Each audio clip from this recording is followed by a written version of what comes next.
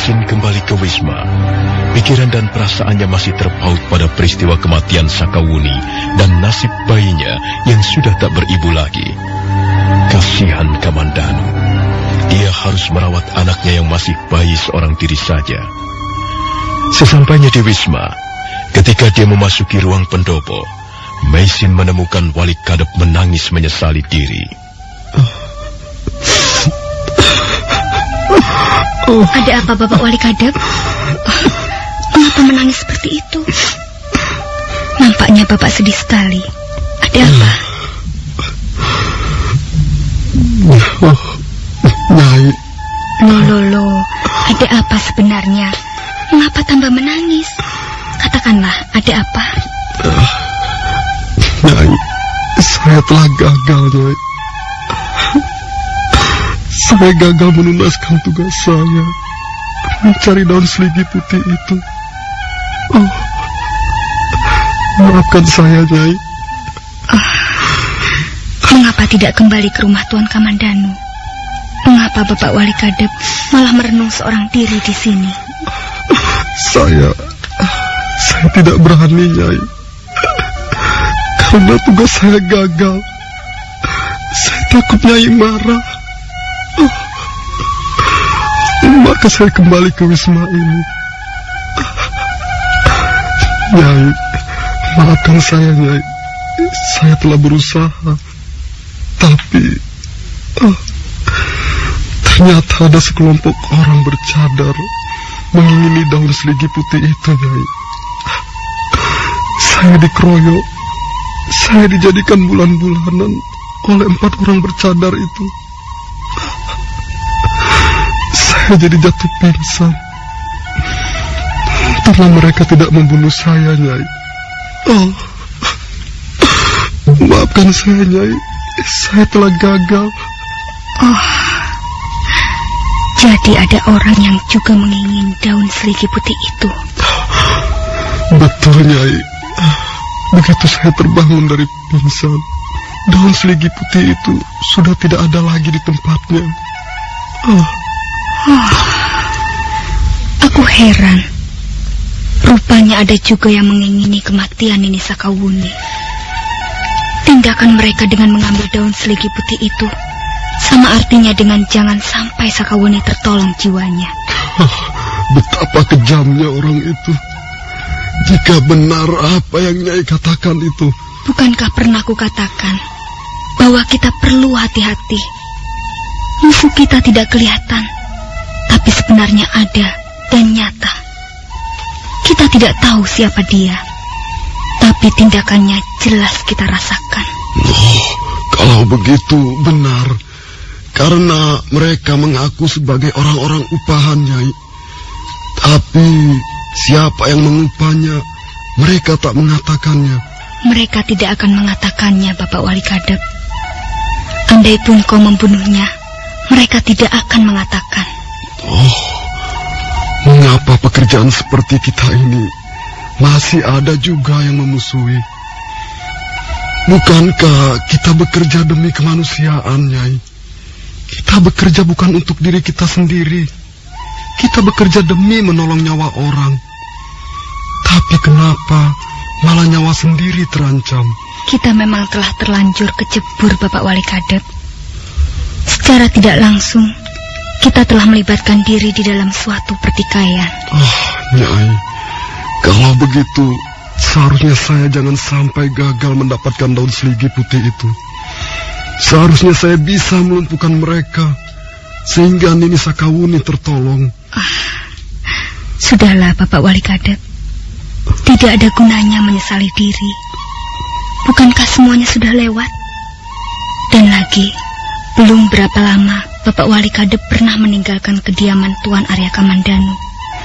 Nini Sakawuni keburu menghembuskan nafas yang terakhir. Nyai, jadi... Iya. Nini Sakawuni sudah tidak ada.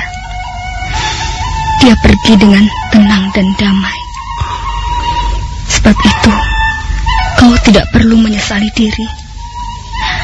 Andai pun kau berhasil membawa daun itu, akan menjadi tidak berarti. karena sudah terlambat. Oh, Nyi Sakawuni, saya turut berbelasungkawa. Saya menyatakan duka cita yang dalam atas peristiwa ini. Oh, sudahlah. Sekarang mari kita siapkan rempah-rempah, daun-daun pengawet, minyak pembalur, wangian, guna memandikan jenazah Nini Sakawuni. Baik, Nyai.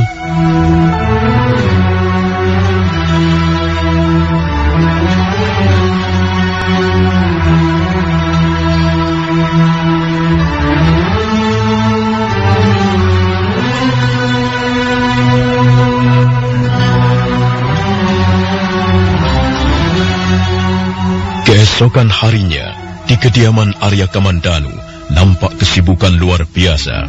Para tamu datang dan pergi untuk mengucapkan rasa duka cita dan belasungkawa. Bahkan dari kalangan rakyat pun diberikan kesempatan untuk datang melayat. Masyarakat berkerumun dengan wajah duka di sekitar rumah Kamandanu. Mereka membantu apa yang bisa mereka lakukan. Tamu-tamu kerajaan pun berdatangan. Prajurit pengawal nampak berjaga-jaga. Sakawuni termasuk pejabat kerajaan. Sebab itu tidaklah heran jika para prajurit jaga mengawal dengan tertib sebagai penghormatan terakhir pada atasannya.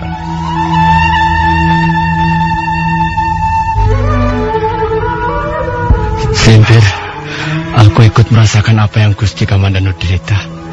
Nini Sakawuni itu orangnya baik. Aku juga, Tudung. Aku ikut sedih. Kenapa ya? Orang-orang yang baik kok umurnya tidak panjang. Iya, mungkin Dewata berkehendak begitu. Orang-orang baik dan jujur tidak berumur panjang, supaya jangan sampai keduluan terkena pengaruh jahat. Soalnya pengaruh jahat itu susah diatasi. Pengaruh jahat itu apa saja?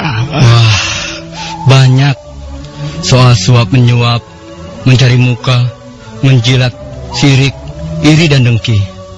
Terusnya mementingkan diri sendiri, menindas orang lain, sikut menyikut, jegal-jegalan, mengambil kesempatan dalam kesempitan. Dan pokoknya masih banyak lagi yang lainnya. Iya, aku kasihan pada Gusti Kamandanu. Iya. Orangnya jujur, pendiam, suka membela yang lemah. Tapi mengapa harus menerima musibah ini? Kalau istrinya yang baik dan berbudi macam Nini Sakawuni diambil dari sisinya, apa Gusti Kamandanu lantas tidak terpengaruh? Simpir, semua itu kan tergantung orangnya, pribadinya. Orang macam Gusti Kamandanu tidak mungkin lantas terpengaruh oleh hal-hal yang macam-macam.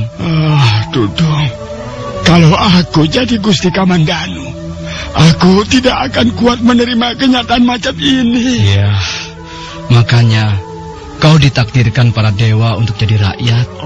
Kalau kau jadi Gusti Kamandanu, kau pasti akan mengutuki para dewa yang kau anggap tidak adil, iya kan? Sudahlah. Nah, itu lihat, Gusti Nami juga datang. Tapi Gusti Kamandanu kok tidak menyambutnya? Ya, Gusti Kamandanu dari kemarin tidak pernah lepas dari samping jenazah Nini Sakawuni. Beliau menunggui terus di sisi jenazah istrinya. Kasihan, mungkin beliau sedikit terpukul dengan kenyataan ini. Sejak kemarin, beliau tidak bergeming dari tempatnya. Wah, para pembesar kerajaan berdatangan semua. Lengkap sudah para pelayat di kediaman Gusti Kamandanu ini. Ada yang dari kalangan terbawah seperti kita. Ada dari kalangan menengah. Juga ada dari kalangan istana. Memang benar, para pelayat yang berdatangan ke rumah duka Arya Kamandanu terbagi dari bermacam golongan. Kaum rakyat, kaum menengah, juga kaum bangsawan, ningrat atau kalangan kerabat istana. Nampak Patih Nambi datang atas nama wakil pemerintah Majapahit.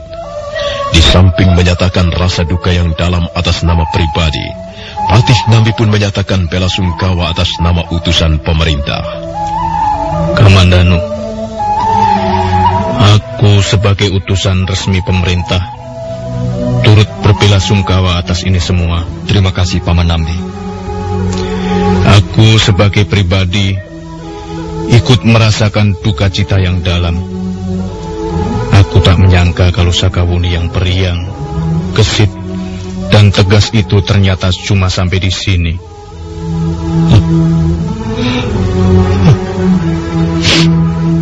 Aku benar-benar ikut bersedih, Kamandanu. Betapa tidak, Sakawuni yang gagah di medan perang, tak pernah mengenal takut, akhirnya harus pergi pada saat melahirkan. Kamandanu, datang dan pergi memang merupakan perjalanan hidup ini.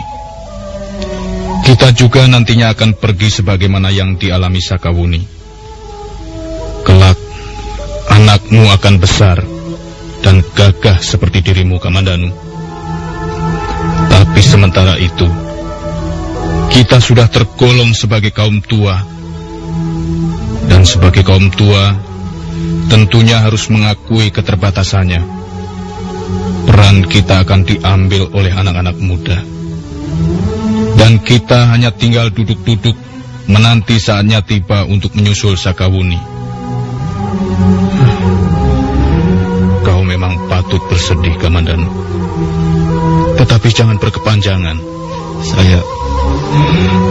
Saya masih mengingat semua yang telah saya lewati bersamanya. Saat-saat yang indah, saat duka dan bahagia, saat ketika kami masih malang melintang di perjalanan. Saya sadar, Paman Nambi, bahwa duka yang berkepanjangan tidaklah baik. Tapi ini adalah saat-saat terakhir dia di samping saya. Sebentar lagi Sakawuni tidak lagi berada di rumah ini. Dia sudah akan menuju rumahnya yang baru, berkumpul dengan ayahandanya, banyak kapuk, dan kakeknya Ki Sugata Brahma. Kamandanu, syukurlah kalau kau bisa memaklumi semua itu. Tapi seperti juga katamu, kau mesti tabah ditinggal istrimu Sakawuni. Aku khawatir kalau kau tidak tabah, bisa mengganggu pendirianmu, pribadimu. Kematian seorang istri atau orang yang paling kita cintai memang merupakan suatu kehilangan yang tiada taranya. Bila seseorang tidak tabah menerimanya, sudah bisa dipastikan macam apa akibatnya. Dan aku tak ingin ini terjadi pada dirimu, Kamandanu. Benar apa yang dikatakan Paman Nambi. Sekarang ini aku telah kehilangan semua orang yang kucintai, kukasihi dan kukagumi. Aku sudah tidak punya apa-apa lagi. Semua sudah dirampas dari hidupku. Kakang Ronggolawe, Kakang Demung Mira, Paman Gajah Biru, dan terakhir Paman Dembusora. Dan sekarang ini milikku satu-satunya pun telah terampas, yakni Sakawuni istriku. Aku benar-benar tinggal seorang diri di Majapahit ini. Laradewa, siapa lagi setelah ini? Siapa lagi? Kamandanu, Kamandanu. Paman Nambi. Kau tidak apa-apa bukan? Tidak, saya tidak apa-apa. Jangan banyak melamun, Kamandanu. Masih ada yang harus kau pikirkan. Masih banyak yang harus kau kerjakan. Ingatlah anakmu, Kamandanu. Sakawuni telah memberimu seorang anak. Apakah kau mau mengecewakan pemberiannya yang mahal itu? Dia telah memberimu dengan taruhan nyawa. Ingatlah itu, Kamandanu. Kamandanu tak bisa bicara apa-apa. Kata-kata Nambi langsung menukik ke dalam sanubarinya. Memang, Sakawuni telah memberinya seorang bayi lewat taruhan nyawa. Sakawuni telah berpesan agar anak itu dirawat secara baik dan bertanggung jawab, penuh kasih dan kehangatan. Kalau dirinya terus tenggelam dalam kesedihan, tentu anaknya akan terbengkalai dan sia-sia. Ya, Paman Nambi. Memang banyak yang masih harus saya pikirkan. Dan banyak lagi yang masih harus saya kerjakan. Kematian Sakawuni ini merupakan karunia dan rahmat dari para dewa bagi hidup saya selanjutnya. Saya akan merawatnya secara baik-baik. Saya akan membesarkannya dengan penuh tanggung jawab dan cinta kasih. Bagus, Kamandanu. Itu yang kuharapkan darimu. Oh, Kamandanu, tengoklah di halaman sana. Rupanya masih ada rombongan dari kalangan istana yang datang kemari. Sambutlah, Kamandanu. Paman Ramapati.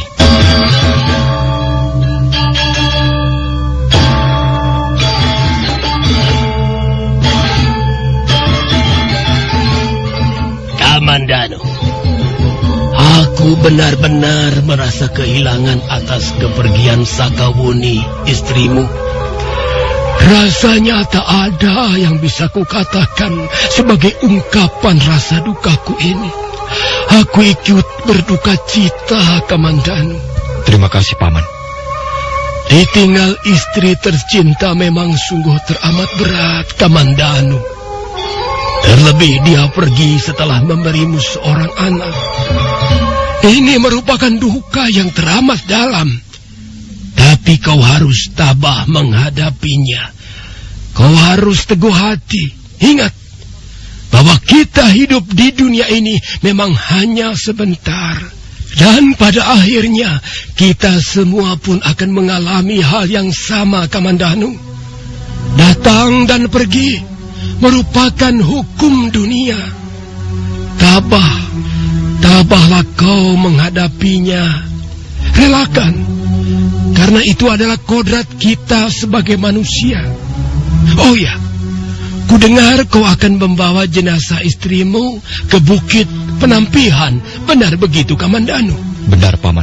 Pakailah kereta kuda milikku untuk membawa jenazahnya ke Bukit Penampihan. Aku ingin kau menerimanya sebagai rasa dukaku dan turut berbelasungkawa. Kau mau?